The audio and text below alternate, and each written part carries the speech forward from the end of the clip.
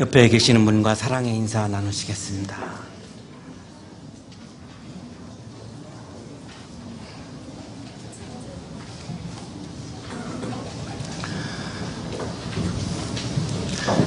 독일은 1차 세계대전에 패한 후에 굉장한 혼란을 겪게 됩니다. 그때에 이제 히틀러가 등장을 해서 교회와 국가가 결속을 해서 독일을 다시 한번 일으켜보자라고 하는 제안을 했습니다. 이 히틀러의 제안에 대해서 독일 교회는 전폭적으로 그걸 받아들이고 독일을 재건하기 위해서 협조하기로 그렇게 받아들입니다. 이것이 사실은 나치의 비극의 출발이라고도 볼 수 있는 그런 장면인데요. 사실 독일 교회는 순수한 마음으로 나라를 다시 일으킨다라고 하는 그런 마음으로 협조를 이렇게 받아들였던 것이죠. 이것이 나치로 이렇게 갈이라고는 사실 생각을 못했던 것으로 그렇게 보입니다. 1933년에 히틀러가 이제 총통으로 취임을 하게 되고 취임한 바로 다음 날 보네퍼라고 하는 한 젊은 30대 신학자가 라디오 강연을 했습니다. 제목이 지도자와 젊은 세대라고 하는 제목이었고 그 내용은 스스로 자신을 신성화하는 지도자의 직위는 신을 모독하는 것이다 라고 하면서 총통으로 취임해서 자기 자신을 신성화시키고 내가 하려고 하는 것은 하나님이 나에게 사명을 준 것이라고 하는 그런 히틀러의 주장들에 대해서 그것은 하나님을 모독하는 거다라고 정면으로 그렇게 반박을 하고 나섰고 방송사고가 났습니다. 중단에 그 라디오 강연을 중단시켰고요. 정부에서. 그리고 이제 늘 나치의 감시가 뒤따르게 됩니다. 1936년에 이 보네퍼가 고백을 했습니다. 36년에 한 이 고백은 우리가 주목해야 되는 점이 있는데요. 20대 초반에 이미 성도의 교제라고 하는 제목으로 베를린 대학에서 박사학위를 받았습니다. 21살로 이렇게 주장을 하기도 하는데요. 그리고 25살에 목사 안수를 받았습니다. 이 아버지가 정신과 의사였고 목사와 신학의 길을 걸어가는 것을 굉장히 반대했습니다. 그런데 아버지 반대를 무릅쓰고 튜빙겐 대학, 베를린 대학에 가서 신학 공부를 하고 굉장히 어린 나이에 칼바르트의 칭찬을 받으면서 박사학위를 받았고 그리고 25살에 목사가 되어서 부목사도 했고요.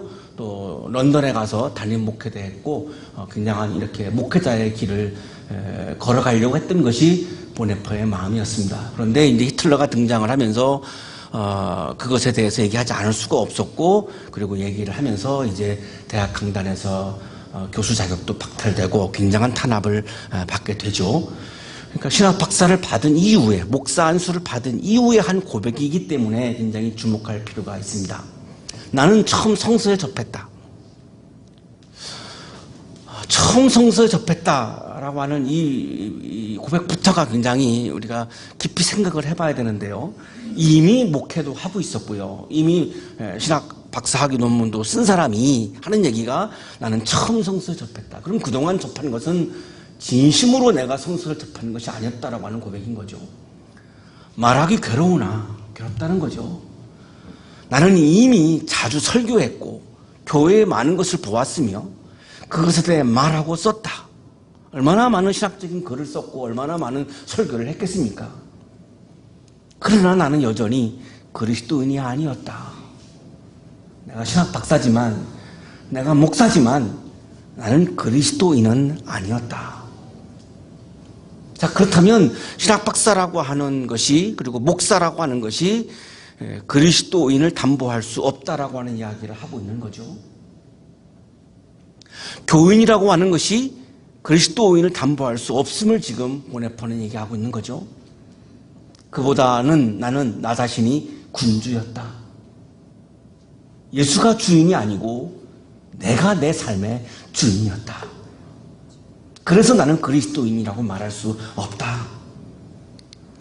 그것으로부터 성서가 특히 산상수훈이 나를 해방시켜 주었다. 이 고민, 이 고뇌, 이 자괴감으로부터 나를 구원해주고 나를 해방시켜 준 것은 산상수훈, 산상설교였다라고 36년에 그렇게 고백을 했습니다. 독일 교회와 신학자들, 목회자들이 많은 사람들이 히틀러를 수종하는 것을 보면서 1937년에 이 고백을 한 그 다음해죠. 1917년에 산상수훈 주석서인 나폴게 나를 따르라라고 하는 책을 펴내게 됩니다. 자기의 그 영적인 고뇌, 그 영적인 아픔으로부터 자기를 구원해 준 산상설교였고요. 이것이 독일 교회를 구원한다라고 보았고, 이것을 미국에 망명했다가 다시 돌아와서 다시 신학교 강단에 서서 신학생들을 가르치는 교재로 이것을 쓸 정도로 굉장히 본인이 애정을 가졌던 그런 저서이기도 합니다. 이 나를 따르라에서 한 부분을 인용을 하겠습니다. 살아있는 예수 그리스도가 없는 그리스도교는, 예수가 없는 기독교는 가능하다라고 얘기하고 있는 거죠.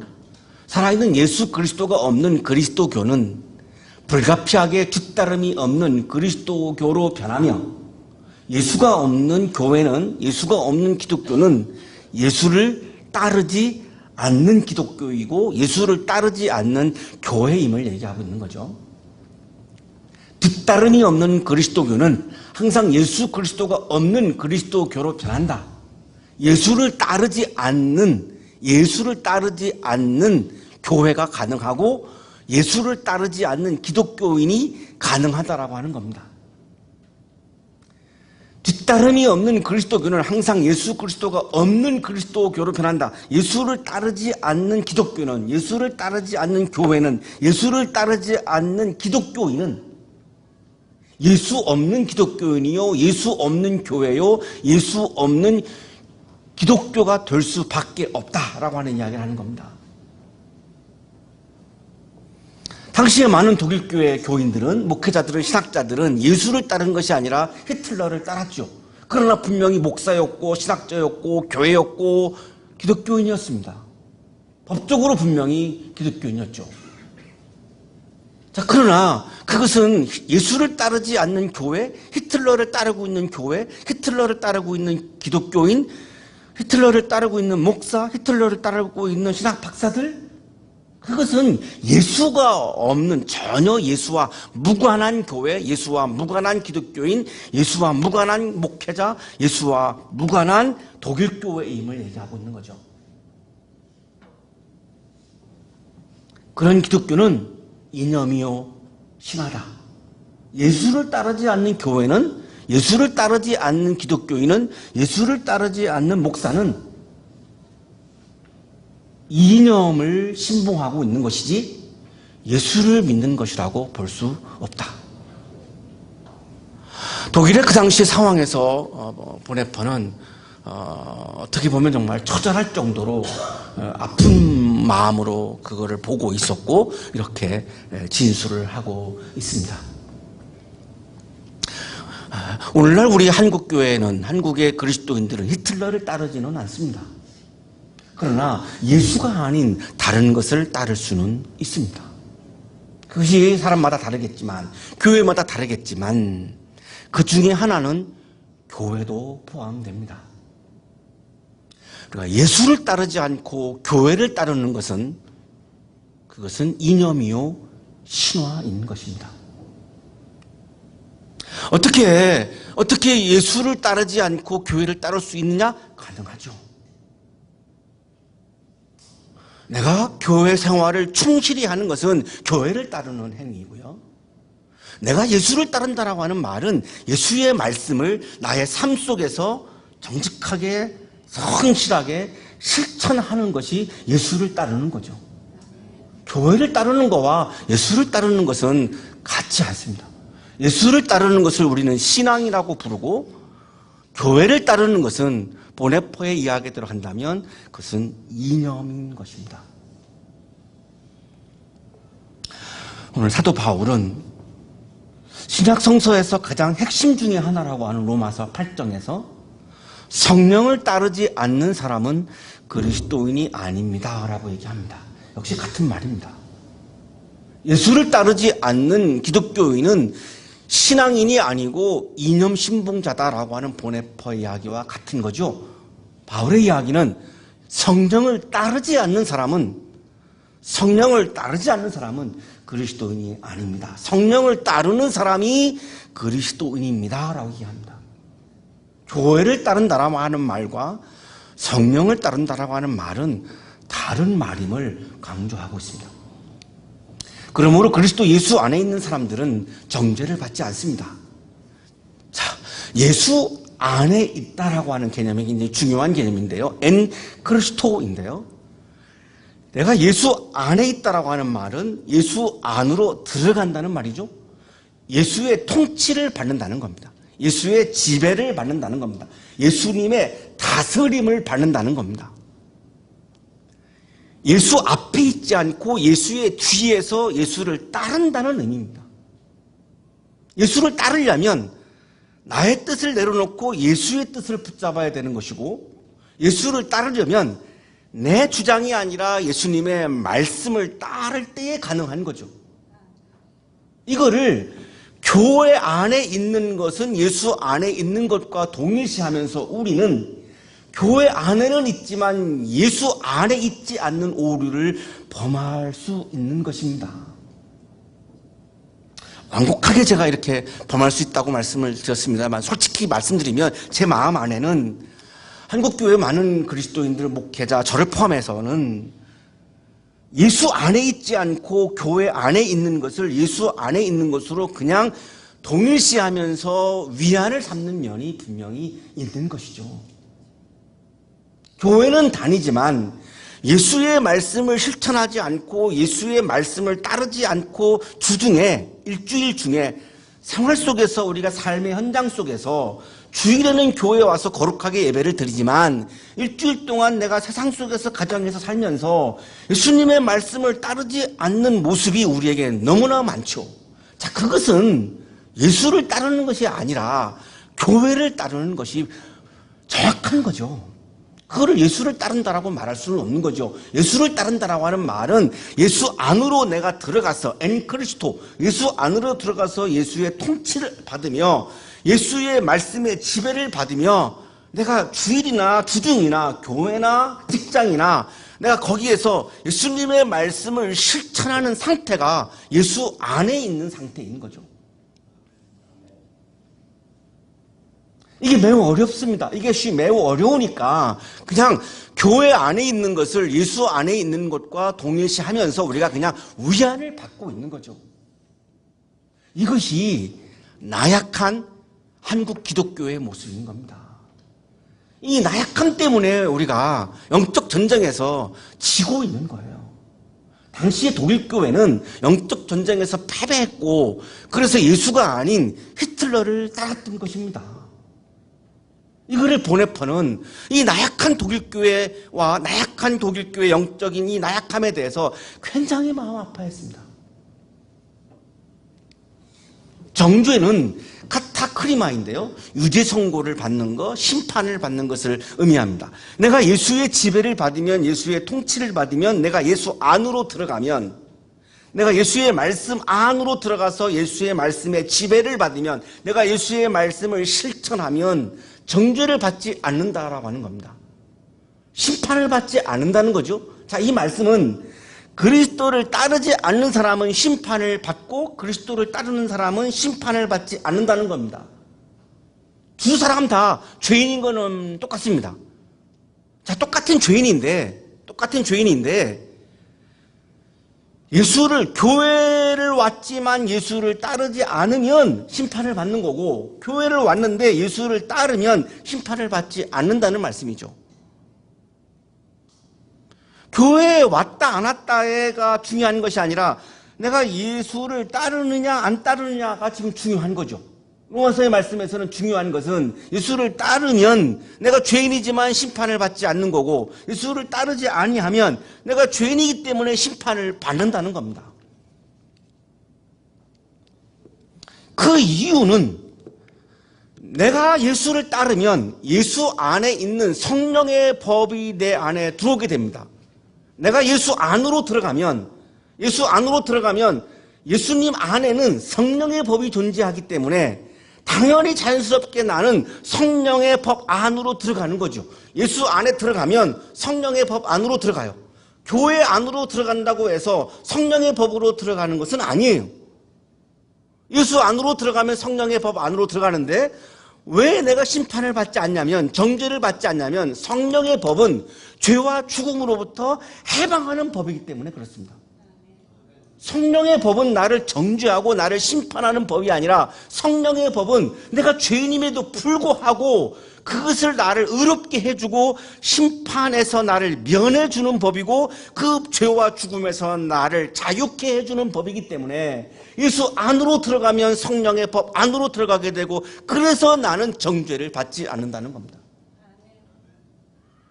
그러나 교회 안에 들어왔지만 성령의 법 안으로 들어가지 아니하면 정죄를 받을 수밖에 없는 거죠. 심판을 받을 수밖에 없는 거죠.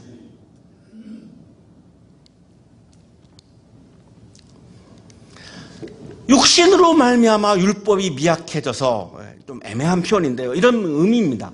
욕망 때문에 내가 성령의 법 안으로 들어갔는데 여전히 내 안에는 욕망이 존재하기 때문에, 욕망이라고 하는 것은 뭡니까? 예수님 안으로 들어가는 것을 거부하는 겁니다. 왜? 내 마음이 중요하니까. 내 욕심이 중요하니까 예수의 말씀을, 예수님 안으로 들어가서 예수님의 말씀을 따르고 성령의 법 안에 복종하기가 어려운 거죠. 여전히 내가 예수 안으로 들어가도 내 욕망은 내 마음속에 여전히 존재합니다. 그 존재하지 아니하면 사람이 아니죠. 존재할 수밖에 없습니다. 우리 모두는 다 존재할 수밖에 없습니다. 성인들도 욕망의 이 괴로움을, 이걸 뿌리칠 수가 없습니다. 그 인간의 속성입니다. 자, 그렇기 때문에 이 욕망의 법 때문에 성령의 법이 자꾸만 약해진다는 거죠. 내가 성령의 법 안으로 들어갔는데, 예수 안으로 들어갔는데 여전히 나는 욕망 때문에 내가 주인 되고 싶거든요. 내가 종이 되어서 예수를 따르는 것보다는 내가 주인이 되는 것이 더 나에게 짜릿하거든요. 그렇기 때문에 이 욕망 때문에 성령의 법이 자꾸만 미약해진다는 거예요. 그러다 보면은 나의 마음이 예수의 법을, 성령의 법을 따르지 못하게 되는 거죠. 이 욕망이 자꾸만 성령의 법을 따르는 것을 가로막는 거죠.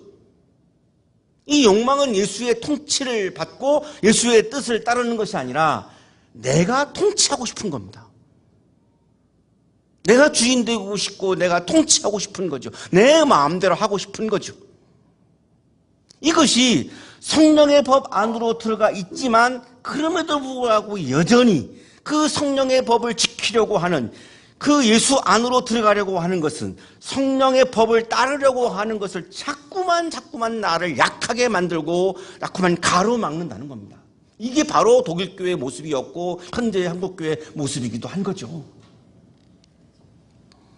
자, 그러다 보면 내 마음 안에서 예수의 법이 이제 무시가 되고 성령의 법이 무시가 되고 예수를 잊어버리고 나는 그냥 일주일 동안 그냥 내 마음대로 막 살게 되는 거죠. 주일날 교회 와서는 그래도 내가 예수님을 생각하지만 주중에 그러다 보면 나는 그냥 까마득하게 예수를 잃어버리고 성령을 잃어버리고 그냥 내 마음대로 내 욕망을 따라서 살아가는 거죠. 자, 그것은 성령의 법을 따르는 모습은 아닌 거죠. 이 문제를 해결하려고 하나님께서 예수를 보내셨다는 겁니다. 이게 우리의 힘으로, 내 힘으로 안 되거든요. 이게 내 힘으로 안 되니까 이거를 해결하려고 하나님이 우리에게 예수를 보내셨다는 거예요. 하나님께서는 자기의 아들을 죄된 육신을 지닌 모습으로 보내셔서, 그래서 자기 죄 없는 아들에게 죄를 씌워서 사람으로 이 땅에 보냈다는 거예요. 이걸 해결하려고, 죄를 없애시려고 그 육신에다 죄의 선고를 내리셨습니다. 그것은 육신을 따라 살지 않고 성령을 따라 사는 우리가 율법이 요구하는 바를 이루게 하시려는 것입니다. 자, 그래서 내가 예수 안에 있어야 그래서 예수님을 하나님이 보내셨으니까 내가 예수 안으로 들어가야 엔크리스토, 내가 예수 안으로 들어가야 예수의 통치를 받아야, 예수의 지배를 받아야, 예수의 말씀을 내가 따라야, 예수의 말씀에 내가 복종해야, 예수의 말씀에 내가 순종해야 욕망의 법을 따르지 않고 성령의 법을 따라서 살 수 있는 거죠. 끊임없는 내 안에서 욕망의 법과 성령의 법이 갈등하고 싸우는 거죠. 이게 영적 전쟁이에요. 이걸 영적 전쟁이라고 말하는 거예요. 그런데 내 힘으로 안 되니까 예수님의 힘으로만 가능한 거예요. 그래서 내가 예수를 믿고 예수를 믿는다는 말은 예수 안으로 들어간다는 말이에요. 육신을 따라 사는 사람은 육신에 속한 것을 생각하나 성령을 따라 사는 사람은 성령에 속한 것을 생각합니다. 자, 육신을 따라 사는 사람과 성령을 따르는 사람을, 두 사람을 구분을 하고 있습니다. 사도 바울은 육신을 따라 사는 사람은 이게 삭스인데요, 욕망을 따라 산다는 의미예요. 성령을 따라 산다라고 하는 말씀은 예수님의 말씀을 따라 산다는 말이에요. 여기 생각은 프로네우시인데요, 마인드, 그냥 마음으로 우리가 해석하면 될 것 같은데요. 이 육신을 따라 살아가는 사람, 육신을 따라서 사는 사람은 육신에 속한 생각을 해요. 욕망을 따라 살아가는 사람은 욕망에 속한 생각을 해요. 어떻게 하면 내가 주인 될 수 있을까? 어떻게 하면 내가 통치할 수 있을까? 어떻게 하면 내가 지배할 수 있을까? 이게 굉장히 중요한 관심이 될 수밖에 없는 거죠. 성령을 따라 사는 사람은 내가 어떻게 하면 예수를 따를 수 있을까? 예수님의 말씀을 실천할 수 있을까? 내가 어떻게 예수의 지배를 받을 수 있을까? 어떻게 하면 내가 예수의 통치를 받는 것이지? 내가 이렇게 말하는 것, 이렇게 사는 것, 이렇게 행동하는 것은 예수님의 안에 있는 건가? 늘 이거를 고민한다는 말이에요.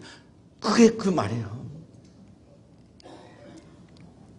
육신에 속한 생각은 죽음입니다. 자, 욕망을 따라 살아가는 사람은 죽음을 향해서 가는 것이고, 성령을 따라 살아가는 사람은 생명과 평화를 향해서 가는 거라는 거예요. 육신에 속한 생각은 욕망을 따르는 거죠. 욕심은 죄를 낳고 죄는 사망을 낳고, 이렇게 성경이 말씀하시는데요. 박혁수 교수가 육신을 따라 사는 삶을 이렇게 주석을 하고 있습니다. 모든 관심은 자기 자신에게 두고 자신이 모든 가치의 중심이 된다. 그 결과 육 안에 있는 삶은 근본적으로 죄 많은 자신을 섬기는 곧 자기 숭배의 삶이다. 육신을 따라 살아가는 사람은, 욕망을 따라 사는 사람은 한마디로 말해서 그것은 자기 숭배이다, 그런 뜻을 가지고 있다는 거죠. 자기 자신을 숭배하는 거라는 거죠.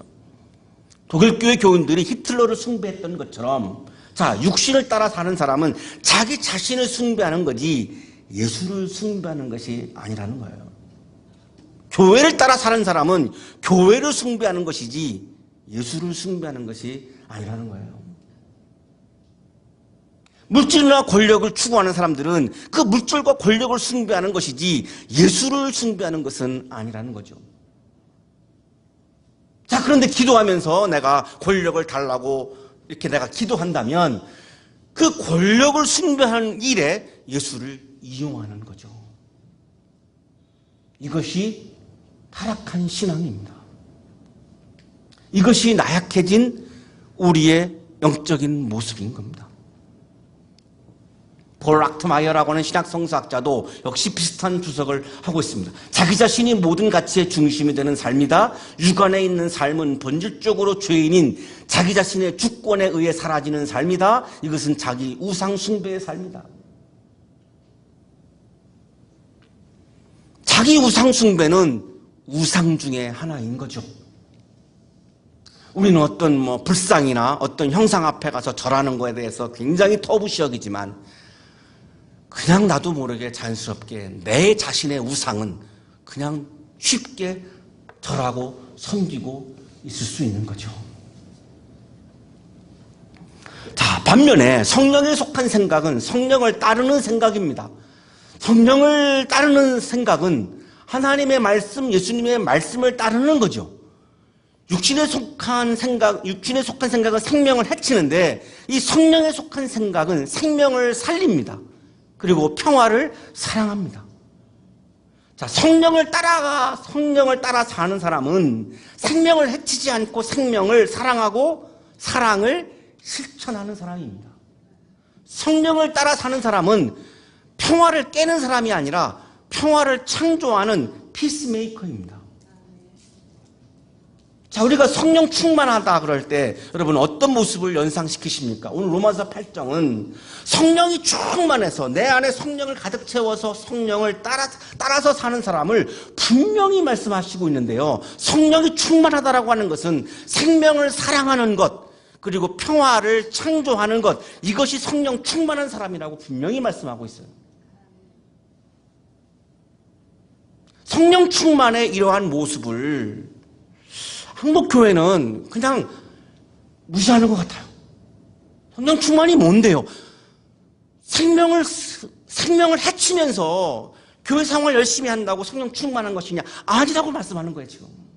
아니라는 거예요. 생명을 사랑하지 않는 사람은 아무리 교회 생활 열심히 해도 성령 충만한 것이 아니라고 말씀하는 거예요.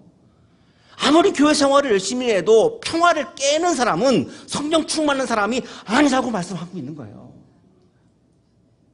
교회 안에 얼마나 싸움이 많아요.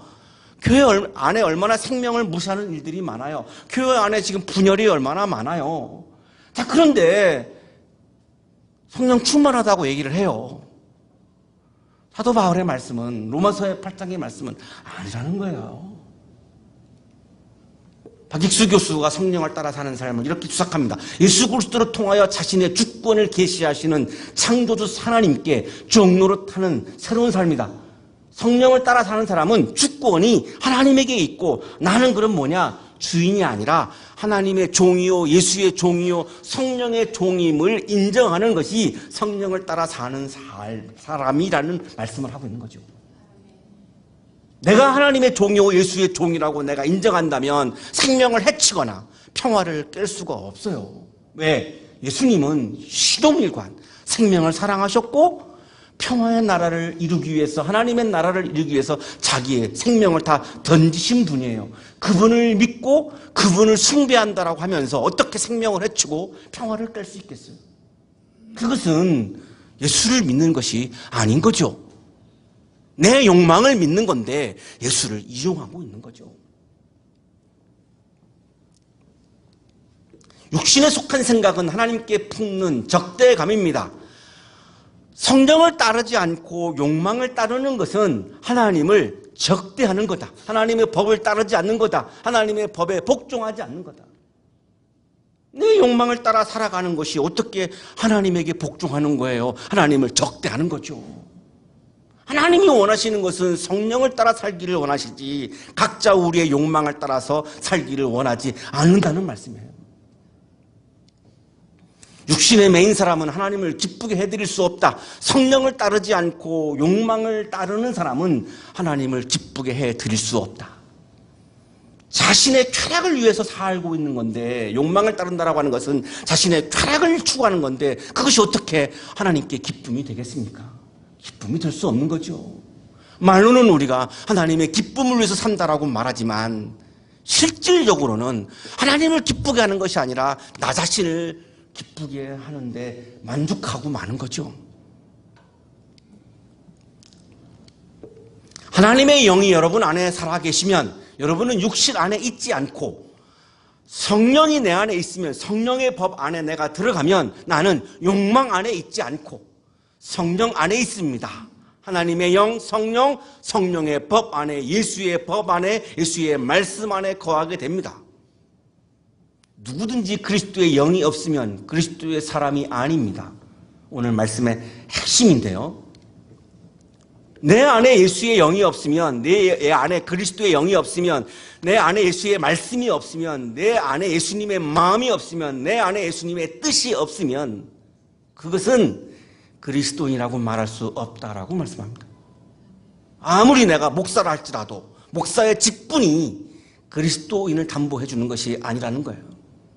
내가 아무리 목사라 할지라도 내 안에 하나님의 말씀이, 주님의 말씀이, 그리스도의 말씀이, 그리스도의 뜻이, 그리스도의 마음이 없고 이천진의 마음만 가득 차 있으면 그것은 내가 목사라 할지라도 그리스도인이 아니라는 말씀입니다. 보네포는 이거를 아파했던 거예요. 내가 목사가 아닐지라도, 내가 새가족이라 할지라도, 내 안에 예수의 마음이 충만하면, 예수의 말씀이 충만하면, 예수의 뜻이 충만하면 6살짜리 어린아이다 할지라도 그 아이의 마음 안에 예수의 뜻과 말씀이 가득 채워져 있으면 그 아이는 훌륭한 아름다운 그리스도인이라는 거예요.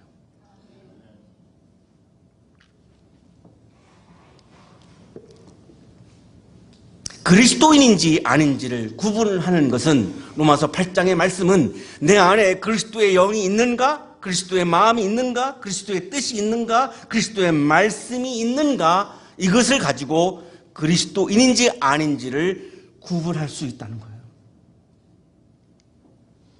교회에 속해 있다는 것과 그리스도에게 속해 있다는 것은 다른 차원이에요. 그리스도에게 속했다라고 하는 것은 그리스도 안으로 들어가서 그리스도의 말씀, 그리스도의 뜻, 그리스도의 마음을 내 안에 가득 채워서 성령의 법에 가득 채워져서 내가 성령을 따라 살아가는 거고, 교회에 속해 있다라고 하는 말은 교회 생활을 열심히 하는 거를 말하는 거예요. 오해 안 하셨으면 좋겠는데요. 교회 생활을 열심히 하는 게 나쁘냐? 그 말씀이 아니에요. 차원이 다르다는, 교회 생활 열심히 해야죠. 교회 생활을 왜 열심히 해야 되느냐면 성령의 법을 따르기 위해서 교회 생활을 하는 거예요. 그러니까 교회 생활을 열심히 해야지 성령의 법을 따르는 단계까지 갈 수 있는 거지. 자, 그런데 제가 지금 말씀드리는 것은 우리는 교회 생활을 열심히 하면 그냥 저절로 성령의 법을 따른다라고 오해하고 있다는 말씀을 드리는 거예요. 그거는 다른 차원이라는 거예요. 교회에 속해 있다고 해서 반드시 성령에 속해 있다라고 말할 수 없어요. 주중에 내가 어떤 마음을 가지고 살아가느냐, 내가 하루하루를 매 시간을 어떤 마음으로 살아가느냐에 따라서 결정되는 거지, 교회에 속해 있느냐 교회에 속해 있지 않느냐, 교인이냐 교인이 아니냐를 가지고 분간할 수가 없는 문제라는 거예요. 교회 생활을 열심히 하는 이유가 뭔데요? 교회를 위해서 아니에요. 그것이 아니라 내가 성령 안으로 들어가기 위해서, 예수 안으로 들어가기 위해서 내 마음대로 안 되니까, 힘드니까 자꾸 교회에 와서 우리가 말씀 훈련을 받고 기도를 하고 말씀을 읽고 하면서 자꾸 그것을 내가 시도하는 거죠. 그러나 내공이 충분한 분들은, 신앙이 훌륭한 분들은 그냥 교회에 오지 않고 독학으로도 할 수 있는지 모르겠습니다만, 그게 딸리는 저는 그래서 주일날에도 오고 수요일날에도 오고 매일 여기 와서 기도합니다. 제가 안 되기 때문에, 내 힘으로 안 되기 때문에. 근데 혼자 그렇게 된다 그러면은 뭐 혼자 하실 수도 있겠죠. 그러나 제가 보기에 쉽지 않다고요. 욕망 때문에 쉽지 않다고요. 매일 아침 저는 여기서 엎드려서 기도합니다. 그 기도의 내용은 참 처절한 거죠. 단 하나입니다. 내가 예수를 따르고 있습니까? 내 마음을 따라서 살고 있습니까? 제 매일의 기도의 내용은 그거예요. 성령을 따라서 살아가는 사람은 그리스도인이고, 교회에 속해 있지만 욕망을 따라 사는 사람은 그리스도인이 아니라는 말씀이죠. 그리스도께서 여러분 안에 살아계시면 여러분의 몸은 죄 때문에 죽은 것이지만 영은 의 때문에 생명을 얻습니다. 예수를 죽은 사람들 가운데 살리신 분의 영이 여러분 안에 살아계시면 그리스도를 죽은 사람들 가운데 살리신 분께서 여러분 안에 계신 자기의 영으로 여러분의 죽을 몸도 살리실 것입니다. 성령을 따라 살면 그리스도가 내 안에 나의 주인으로 계십니다. 예수께서 내 안에 계시면 내가 죄인이지만 예수님 안에 있는 성령의 법으로 나를 의롭게 해주시고, 내가 예수 안으로 들어갔기 때문에 예수의 생명이 내 안에 들어오죠. 이것이 영생입니다. 예수의 생명이 내 안에 들어오면 나는 죄인이지만 죄로부터 해방되는 거죠. 그리스도를 죽은 사람들 가운데서 살리신 하나님의 영, 예수를 죽은 가운데 살리신 그 하나님의 영, 그 성령이, 내가 성령을 따라 살면 그 성령은 나의 영만 살리는 것이 아니라 몸도 살리신다고 말씀합니다. 나의 삶 전체, 존재 자체를, 홀비잉, 나의 존재 전체를 하나님의 영은, 성령은 나를 살려주셔서 나를 진정한 기쁨의 세계로, 영생의 세계로, 구원의 세계로, 하나님 나라의 세계로 그 성령의 법이 나를 인도하신다는 겁니다. 여러분의 삶이 성령의 법 안에서 하나님 나라의 기쁨이 가득한 삶이 되시기를 축복합니다. 거룩하신 하나님, 나약한 우리의 믿음을 고백하오니 용납하여 주시고